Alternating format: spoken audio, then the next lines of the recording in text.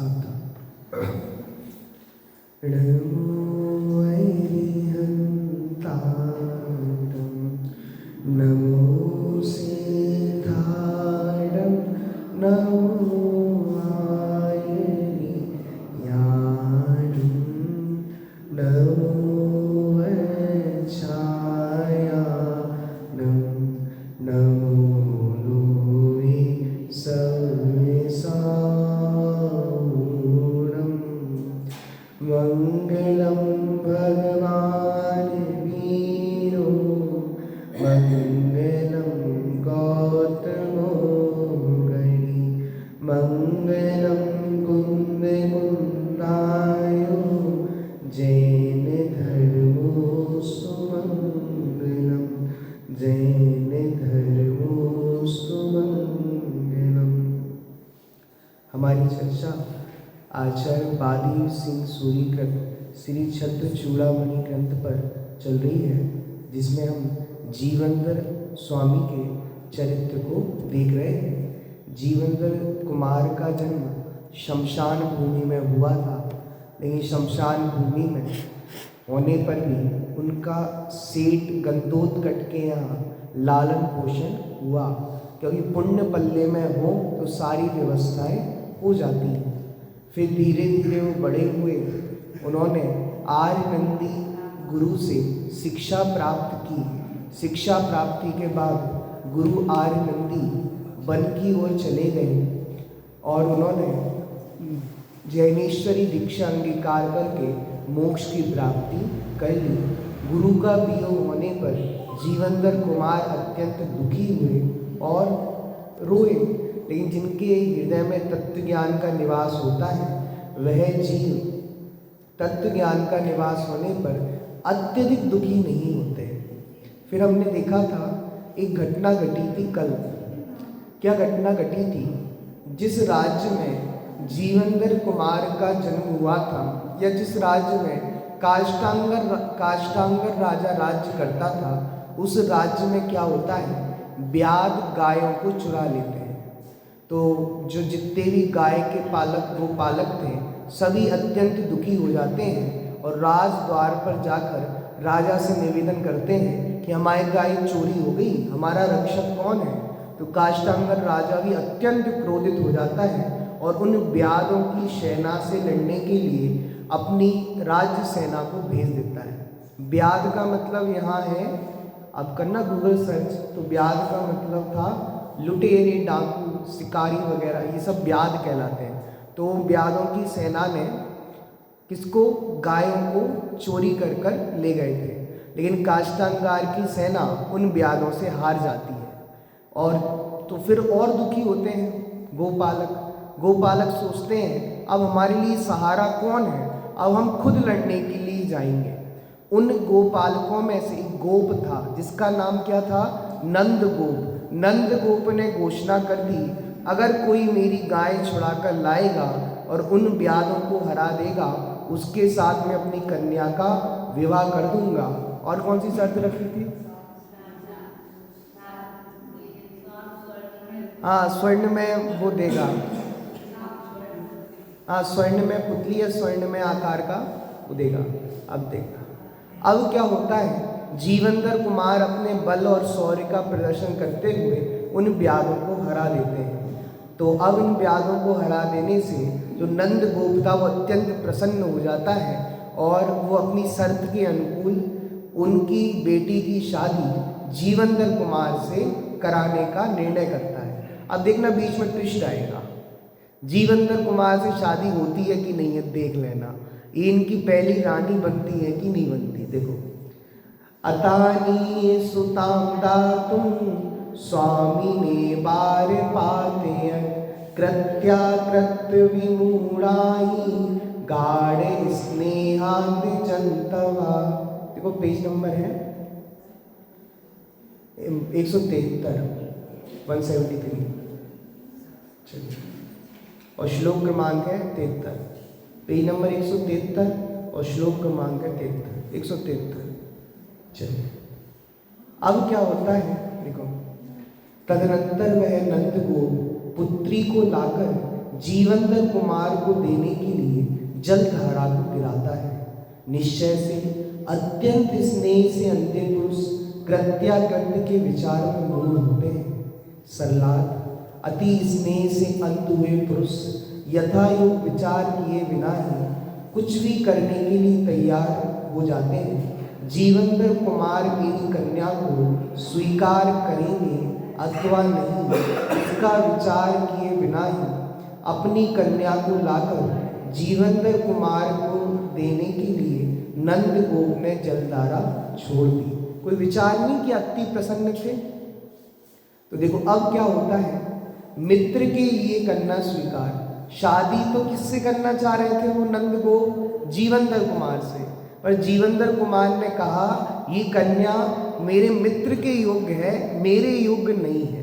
देखो, जीवंदरस्तु जाग्रा वरधारां तेन पातितां पद्मस्यो योगी युक्त्वा नाहि योगे प्रशासतां। वाह। फिर जीवंदर कुमार ने उसके द्वारा डाली हुई जल की धारा को पद्मास्य इस कन्या के योग्य, उनका मित्र था, उसका नाम क्या है? क्या नाम है? पद्मास्य। यह कहकर ग्रहण किए। निश्चय से सज्जन पुरुषों की इच्छा अयोग्य पदार्थ में नहीं होती। सरलाद, सज्जन पुरुष की इच्छा यह अयोग्य पदार्थों में नहीं होती। अतएव राजपुत्र जीवंदर कुमार ने नंद गोप की कन्या को अपने मित्र पद्मास्य के लिए योग जानकर स्वीकार, क्योंकि ये राजकुमार थे, राजकुमार के युग वो कन्या नहीं थी, तो उन्हें अपने मित्र से उसका विवाह करा दिया। वो उनसे उनका खुद का विवाह नहीं किया। तो अभी जीवंदर कुमार का विवाह नहीं हुआ। किसकी शादी हुई है? आज किसकी शादी में आए हो? पद्मास्य की। देखो, जीवंदर कुमार की महानता का परिचय। माम मामेवं पद्मास्यं पश्येति पुनराविर्भि गात्र मात्रेण भिन्नम ही मित्रत्वं मित्रता भवे। हे मामा, मुझको ही पद्मास्य जानो, ऐसा उसने फिर कहा। निश्चय से शरीर मात्र से भिन्न मित्रपना मित्रता कहलाती है। वाह। वो संकोच कर रहे थे कि हमने घोषणा तो ये की थी कि जो व्याधों को हराएगा उससे हम अपनी कन्या का विवाह करेंगे, इस पद्मास्य से हम अपनी कन्या का विवाह कैसे कर सकते हैं? तो जीवंदर कुमार कहते हैं आप पद्मास्य को जीवंदर कुमार ही समझो, क्योंकि मित्र शरीर से अलग नहीं होते। मित्रों का शरीर तो अलग होता है पर आत्मा एक ही होती है। कहते ना, हम दो जिसमें एक जान है। गहरी मित्रता हो ना, हमारा शरीर अलग अलग है लेकिन हमारी आत्मा एक है। ये नीति है। तो ऐसी कह रहे हैं, निश्चय से शरीर मात्र से भिन्न मित्रपना मित्रता कहलाती। मात्र शरीर में भिन्नता है, ऐसा मत समझ लेना आत्मा भी भिन्न भिन्न है, नीति है ये। देखो, जलधारा ग्रहण करने के पश्चात जीवंदर कुमार ने नंद गोप से कहा, मामा, सच्ची मित्रता में मित्रों का शरीर ही अलग होता है, किंतु शेष काल और विचारों में समानता ही होती है। अतः पद्मास्य और मुझ में कोई अंतर मत जानो। उस मेरे में जितना स्वर है वो भी उतने ही स्वर है, जितना मैं बुद्धिमान हूँ उतने ही वो बुद्धिमान है। आप पद्मास्य को अपनी कन्या विवाहेंगे तो आप ऐसा ही मानो कि आपने जीवंदर कुमार को ही ब्याही है। अतः जीवंदर कुमार ने नंद गोप की कन्या को स्वीकार नहीं किया। प्रसन्नता पूर्वक अपनी कन्या का विवाह पद्मास्य के साथ करो। पद्मास्य के साथ गोविंदा का विवाह। देखो, गोदावरी सुतां दत्तां नंद गोपेन तुष्यता परिनिन्नेत्र गोविंदा पद्मास्यो वन्यसाक्षिकम। तदनंतर पद्मास्य ने संतुष्ट नंद गोप से दी हुई गोदावरी की पुत्री गोविंदा का अग्नि की साक्षी पूर्वक पानी ग्रहण किया। तदनंतर नंद गोप ने अत्यंत संतोष पूर्वक ग्वालिन गोदावरी की पुत्री गोविंदा का विवाह जीवंत कुमार के मित्र पद्माशय के साथ अग्नि की साक्षी पूर्वक विधि से संपन्न किया। देखो ये अपना दूसरा लंब मतलब दूसरा अधिकार पूरा हुआ, ये घटना खत्म हो गई। अब आगे बढ़ते हैं। दोनों का आनंद पूर्वक जीवन यापन। देखिए, अतोपम में गोविंदा पद्माशय रमयत्नम वीरश्रियं कुमारी चा तत्र प्रस्तुत मुच्यते। इसके अनंतर गोविंदा से विवाह कर पद्माशय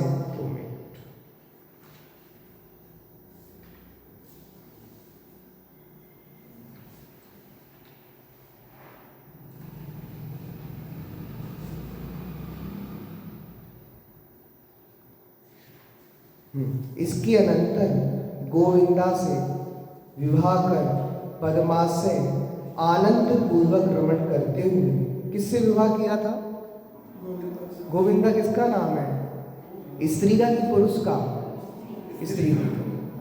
बहुत सारे नाम ऐसे होते हैं दोनों में कॉमन होते हैं, अंतर नहीं कर पाओगे आप कि स्त्री का है कि पुरुष का। देखो, इसके अनंतर गोविंदा से विवाह कर पद्माशय आनंद पूर्वक रमण करते हुए और वीर लक्ष्मी को प्राप्त करके जीवंतर कुमार के सानंद रहते हुए वहाँ जो वृतांत हुआ उसको कहते हैं। देखिए, सरलार्थ गोविंदा के साथ विवाह करके पद्माशय अत्यंत आनंद पूर्वक भोगों में तल्लीन हो गए और विजय श्री को प्राप्त करके जीवंतर कुमार की आनंद रहने लगे। विजय श्री मतलब जीत हुई थी, कोई पत्नी नहीं मिली अभी। तदुपरांत जो घटनाएं घटित हुई अब उनका वर्णन करते हैं। श्री दत्त व्यापारी का परिचय। आसीत तत्पूर्वास्तव्यो वेश्या श्री दत्त नामिका विद्यास्पृहत सोयम धनाशा कश्च नो भवे। उस पुर में रहने वाले श्री दत्त नाम की एक वैश्य थे। उन श्री दत्त ने धन कमाने की वांछा की, सो ठीक है, धन की आशा किसके नहीं होती? सबके होती है, नीति है। धन कमाने की इच्छा किसको नहीं होती? आजीविका की व्यवस्था करने की किसको इच्छा नहीं होती? सबको ही होती है। देखो, राजपुरी नाम की नगरी में श्री दत्त नामक एक प्रसिद्ध व्यापारी रहते थे। उन्हें धन कमाने की प्रबल इच्छा हुई, क्योंकि धन की इच्छा प्रत्येक मनुष्य को होती ही है। धन कमाने का लिए चिंतन सहज। अर्थार्जन निदानम च तत्फलम चाहमोहिता निरंकसो हि जीवाना में गोपाय चिंतनम। फिर उन्होंने धन कमाने का कारण और उसका फल विचारा। निश्चय से मनुष्यों के इस लोक संबंधी आजीविका के उपाय का चिंतन करना बिना बाधा के ही होता है। बताओ, एक एज में आने पर ऐसा लगता है धन कमाना ही चाहिए, धन के बिना कुछ चलेगा नहीं। तो धन का चिंतन भी सहज है, हर चीज सहज है। गुलिस्तान प्रमाण जो विचार आने हैं, जिस भूमिका में हम हैं, वो सब सहज आते हैं विचार। या बड़े हो, बच्चा है तो पढ़ने की इच्छा सहज है, जब कमाने की उम्र हो जाती है, युवा हो जाता है, तो कमाने की इच्छा सहज है। तो देखो, मनुष्य को आजीविका हेतु धन कमाने के उपाय का विचार निरावाद रूप से स्वयं ही नित्य रहता ही है। अतः श्रीदत्त सेठ भी धन कमाने के उपाय और उसके फल का विचार करने लगे। उद्यमशील मनुष्य के विचार। अस्तु पैतृकमस्तोकम वस्तु किंतेन वस्तुना रोचते नाहि सौंडाए पर पिंडादि दीनता। भले ही पूर्वजों का धन उपार्जन किया हुआ बहुत धन रहे, किंतु उस धन से क्या? निश्चय से उद्योगी पुरुषों के लिए दूसरों के कमाए हुए अन्नादि पर निर्वाह करना रुचिकर नहीं होता। वाह, बहुत अच्छी नीति दे रहे हैं। भले ही पूर्वजों की कितनी भी संपत्ति हो, पूर्वजों ने बहुत पैसा हो, लेकिन जो उद्यमशील पुरुष होते हैं, पुरुषार्थवान पुरुष होते हैं, वो कहते हैं हम अपनी कमाई स्वयं करेंगे। हम पूर्वजों के रहो कमम में नहीं जिएंगे, उनके रहम करम से नहीं है। हम खुद पुरुषार्थ करेंगे और खुद पैसे को कमाएंगे, क्योंकि वो तो पूर्वजों की संपत्ति है ना। जो लोग पूर्वजों की संपत्ति पर अहम करते हैं, घमंड करते हैं, पुरुषार्थहीन हो जाते हैं, उनकी सारी संपत्ति नष्ट हो जाती है। क्यों? हमारे पास तो बहुत है, हमारे पास तो बहुत है, ऐसा मानकर पुरुषार्थहीन हो जाए, वह व्यक्ति का धन नष्ट हो जाता है। नीति कह रहे हैं आचार्य देव, कभी पूर्वजों के द्वारा कमाए हुए धन को अपना धन जानकर पुरुषार्थहीन मत होना। क्या नहीं होना? देखो, मेरे पास पूर्वजों द्वारा कमाया हुआ धन है तो होने दो, उस धन से मेरा कोई प्रयोजन नहीं है, क्योंकि उद्यमशील मनुष्य को मुझे दूसरों के कमाए हुए अन्न धनादि पर निर्भर रहना प्रिय अच्छा नहीं लगता। क्योंकि दूसरों की पराधीनता है ना। कोई कहेगा इनके बाप दादा की संपत्ति उसका ही भोग कर रहे हैं, इनने क्या किया, इनने क्या, ये पुरुषार्थहीनता की निशानी है। मनुष्य पुरुषार्थहीन नहीं होता, मनुष्यता पुरुषार्थवानों को मिलती है। देखो, धन की सत्ता और वृद्धि के लिए कमाना आवश्यक है। स्वयपते मनायम चेत् वयम वेति बुर्यपि सर्वता भुज्यमानो हि पर्वतोपि परीक्षयि।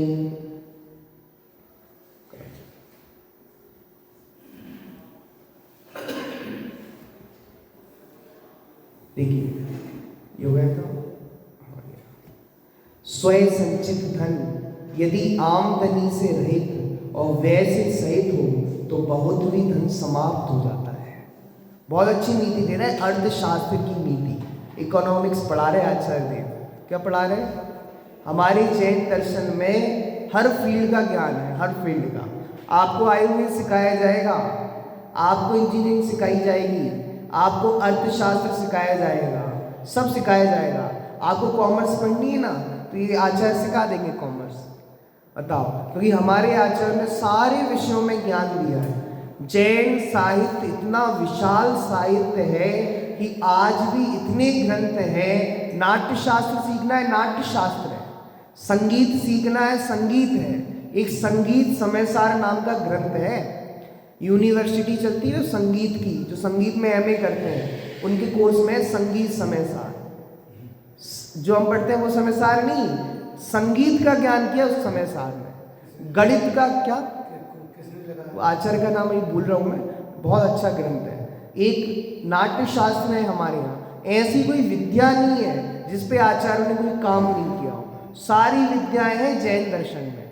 भगवान की दिव्य ध्वनि में दुनिया की सारी चीजें आई हैं।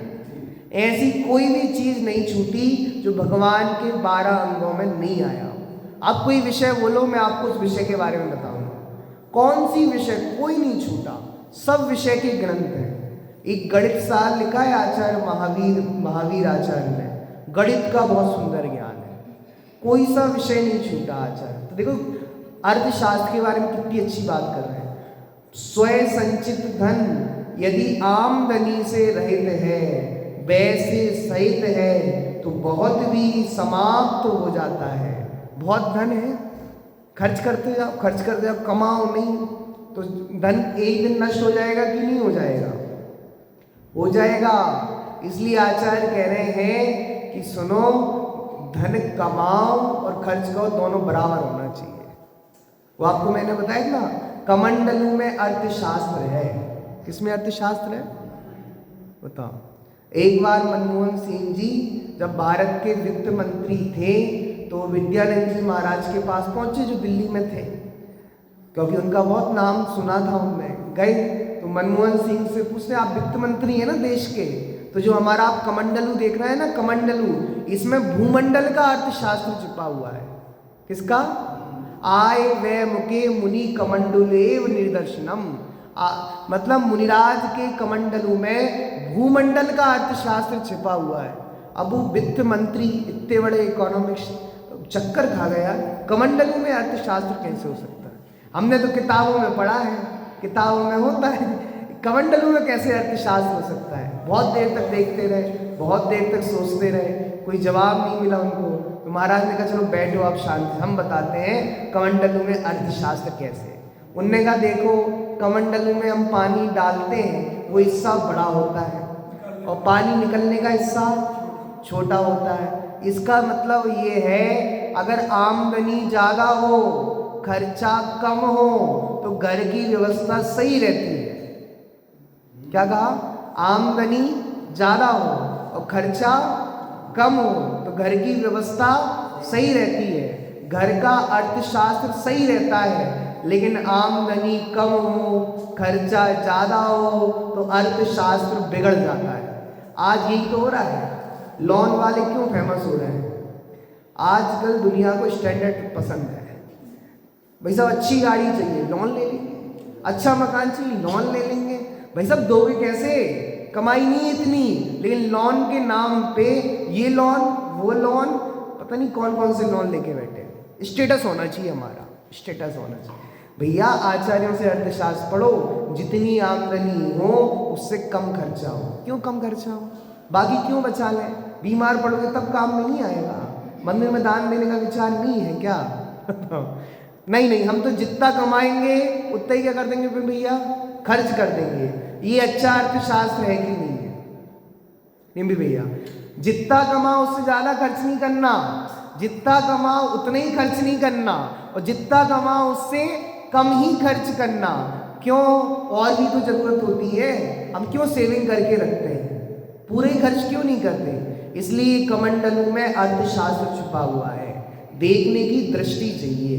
बताओ, हिंदी में बहुत अच्छी वो है दुआ, आमद थोड़ी खर्च घनेरा, यह लक्षण मिट जाने का। क्या कहा? आमद थोड़ी खर्च घनेरा, यह लक्षण मिट जाने का। हिम्मत थोड़ी रोष घनेरा, यह लक्षण पिट जाने का। अब हिम्मत तो है नहीं आप में, और बड़े पहलवान आदमी से आ जाओ, खड़े हम लड़ने के लिए, आ जाओ भैया, तुम में हिम्मत है नहीं है? नहीं, हिम्मत थोड़ी और गुस्सा, आ जाओ हम बहुत बड़े पहलवान हैं, हम भी लड़ लेंगे तुमसे, देख लेंगे अखाड़े में आ जाना। तो हिम्मत थोड़ी, हिम्मत तो कैसी है? बहुत कम है। हिम्मत थोड़ी और रोष घनेरा, यह लक्षण पिट जाने का। आमद थोड़ी खर्च घनेरा, यह लक्षण मिट जाने का। तो भैया जितनी आमदनी हो खर्चा उससे कम हो। वो मूवी आई थी ना, आमदनी अटन्नी और खर्चा रुपया, तो वो देखो मूवी, उनका हाल क्या हुआ था। भटके थे इधर उधर, क्यों? आमदनी अटन्नी है और खर्चा दुगना खर्चा हो तो अर्थशास्त्र बिगड़ जाता है। देखो, स्वयं संचित धन यदि आमदनी से रहित और वैसे सहित है तो बहुत भी समाप्त हो जाता है। निश्चय से हमेशा उपयोग में आने पर पर्वत भी एक दिन समाप्त हो जाता है। पर्वत जितना धन भी हो ना, और कमाओ नहीं, बहुत है बहुत है, खर्च करते जाओ, पर्वत जितना धन भी नष्ट हो जाएगा। बहुत अच्छी नीति है। जैसे विशाल पर्वत में से प्रतिदिन एक एक पत्थर तथा मिट्टी का ढेला निकालते रहेंगे तो एक दिन वह विशाल पर्वत भी समाप्त और नष्ट हो जाएगा। वैसे ही पूर्वजों के द्वारा संचित बहुत धन में भी नवीन आय न मिलने पर उसे खर्च करते रहे तो वह भी एक न एक दिन समाप्त हो जाता है। अतएव पूर्व संचित धन की सत्ता के लिए और धन वृद्धि के लिए नया नया धन पुनः पुनः कमाते रहना। कब तक?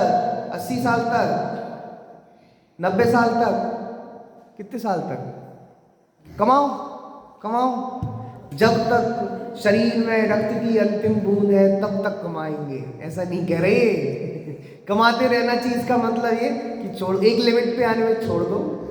घर में बच्चे हो गए, उनको व्यवस्था सौंप दो।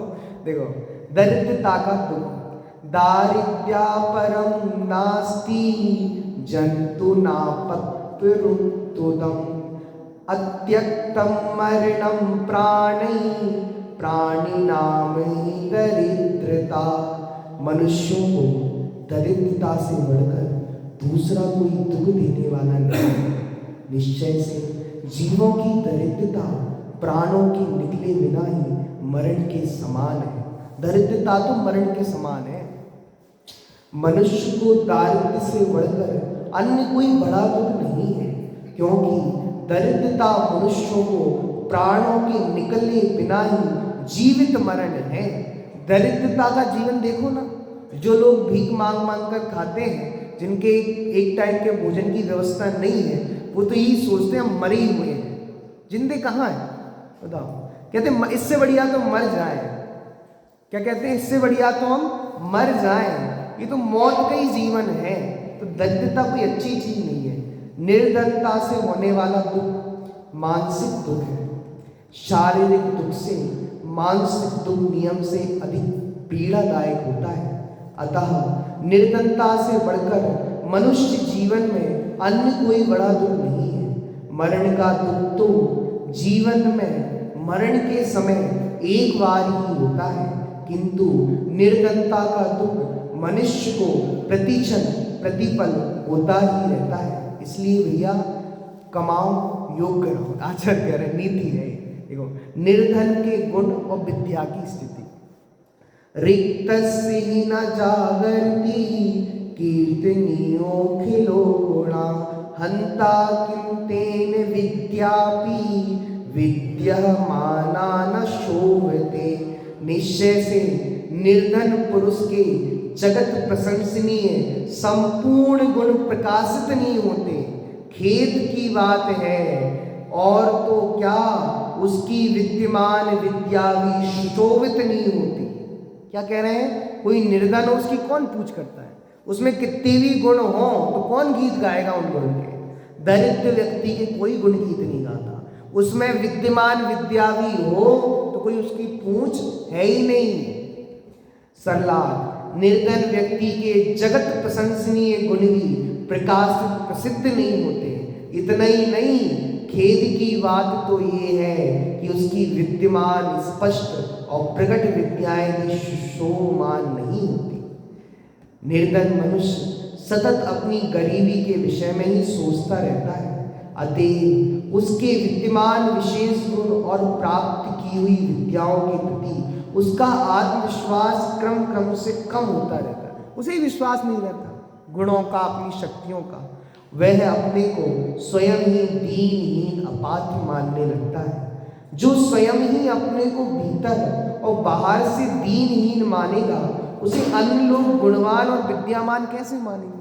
जिसके पास पैसा नहीं होता स्वयं दीनहीन अनुभव करता है, तो जगत ही जो स्वयं ही अपने को दीनहीन मान रहा है, जगत भी दीनता और हीनता की दृष्टि से देखे। अतः वैचारिक दुर्बलता के कारण उसके गुण और विद्याएं प्रसिद्ध नहीं होते।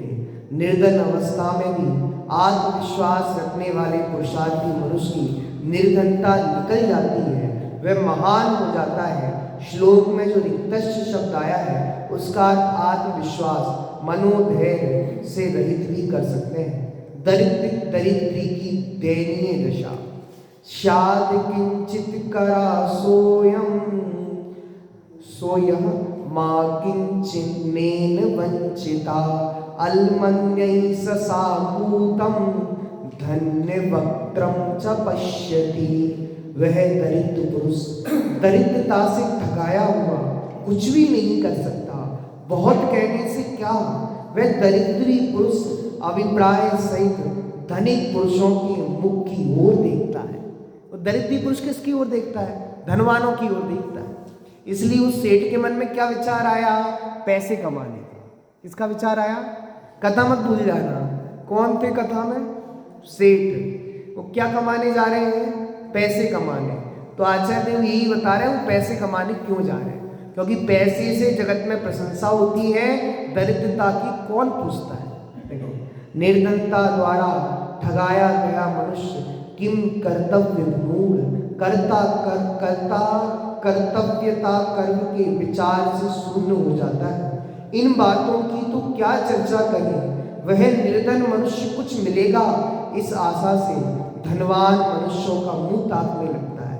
बोलो, जिसे अपने आप में रोग की खबर नहीं है, वो जो धन को ही जीवन का सर्वस्व मानता है, ऐसे अज्ञानी व्यक्ति को धन के अभाव से अपना जीवन व्यर्थ लगने लगता है। अतः उसे धनवान लोग भगवान लगते हैं, वे मुझे कुछ दे देंगे, इस भावना से उनका मुंह ताकने लगता है। ऐसा विचार करते हुए श्री दत्त सेठ, कौन सेठ, धन कमाने के कारणों की चिंतन कर रहे हैं कि अगर मैं धन नहीं कमाऊंगा तो लोग मुझे पूछेंगे नहीं, मैं दरिद्र रहूंगा तो दरिद्रता की कोई पूछ नहीं होती। बात समझ में आई? कोई गरीब व्यक्ति है ना, गरीब व्यक्ति अमीर व्यक्ति को सोच के ही सोचता है, हो मेरी ऐसी दशा जैसी तुम धारी हो। तो लगता ही है ना कि भैया मेरे पास तो कुछ है ही नहीं, इन सेठ जी के पास बहुत कुछ है, तो बारंबार उनका मुंह ताकता है। अब आगे अपन देखेंगे धन की सार्थकता क्या है और आगे के विषयों पर चर्चा करेंगे। सहजानंद